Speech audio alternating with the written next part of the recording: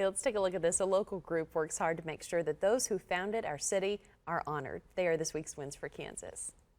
On the west side of 9th and Hillside in Wichita, you'll see a cemetery with a lot of familiar names. If you drive around town and you look at the names of buildings or the names of streets, they're named after city founders, and probably at Highland. Many historical figures are buried at Highland, the oldest cemetery in Wichita.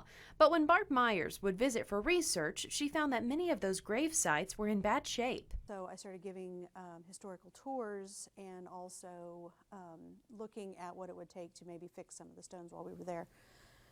So ultimately we formed the nonprofit, and the rest is history, pardon the pun. Now, almost 5 years later, the Friends of Wichita Pioneers have fixed several hundred stones. We don't ask for anything from the families, we just ask for their approval. Working directly with the city of Wichita, they're honoring the past and looking towards the future. So it's very important to take care of those, because the way I look at it is it's kind of like the original city museum.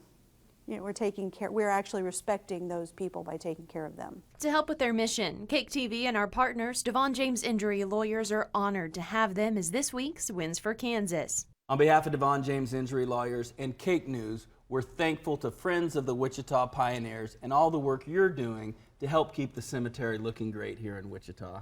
We thank you very much for this.